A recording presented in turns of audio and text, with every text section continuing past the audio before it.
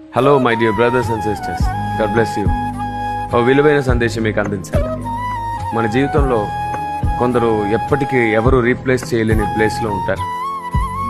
కారణం వారు ఎప్పుడు మన బాగు కోరుతూ ఉంటారు.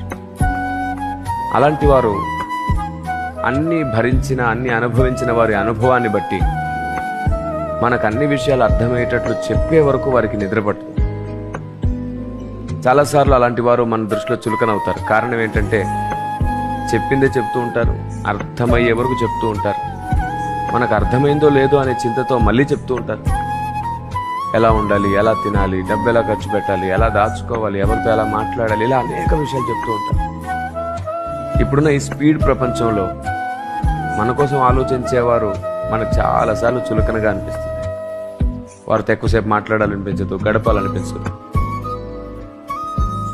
కానీ ఒకటి మాత్రం నిజం,